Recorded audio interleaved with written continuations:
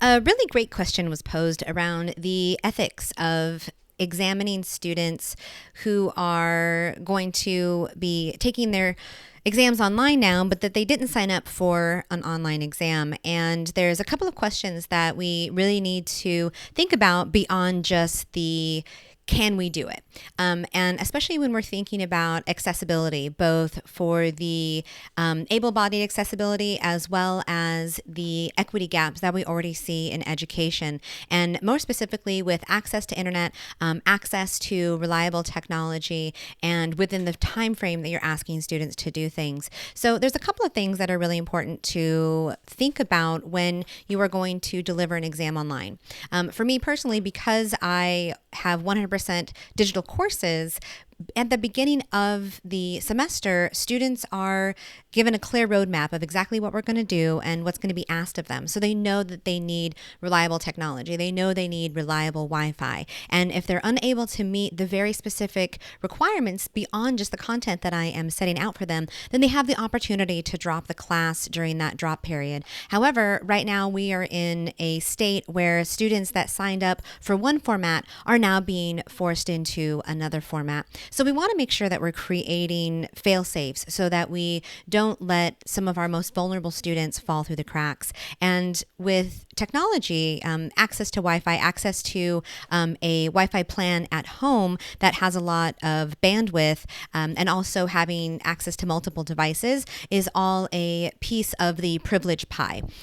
So real quickly, I'm going to touch on Respondus Lockdown.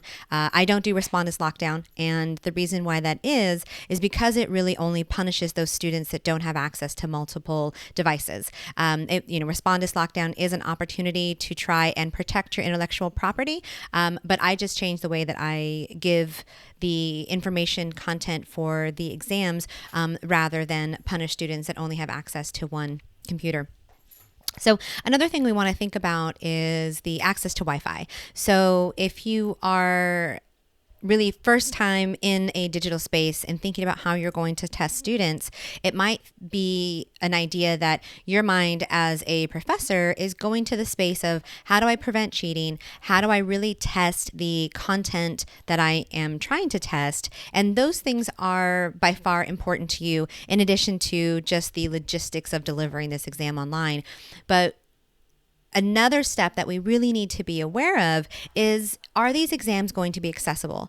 And in this time of just tumultuousness, it's more important, in my opinion, that we make the testing as accessible as possible, more than trying to protect the intellectual property or prevent cheating. I know that those things are important, and they are important in the grand scheme of things, but right now we really have to do things a little bit differently than we may be used to, than we would have in a normal standard issue semester. So a couple of my recommendations are, if you're going to have an exam online, have it open for 24 hours. So for my exams, I have them open at 12:01 a.m. and they close at 11:59 p.m. In an effort to curb cheating and an effort to make sure students are being tested, and again, this is going to be something you may need to build to, but for my exams, I have open notes, open internet. They're going to do it anyway, especially unless you're going to have something like ProctorU. And as a side note, ProctorU is not something I've found that students are comfortable with. And especially if you're going to give students a exam for a class that was supposed to be held in person and now it's online, that adds just another layer of anxiety. And I wouldn't recommend it for this time around.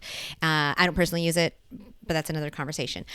So I think that, having the exam open for 24 hours, but I have it timed. So they have to take it in a certain amount of time that's appropriate for that particular class and exam. So let's say if your class is normally 60 minutes, then you would have that exam open for 60 minutes. Once they sign in, that starts the clock. Another way that I help to prevent kind of the cheating, and there's easier stuff around this, but I just have them shown one exam question at a time. They're told that that's going to happen. And once they answer that one question, then it's locked away and they move on to the second one.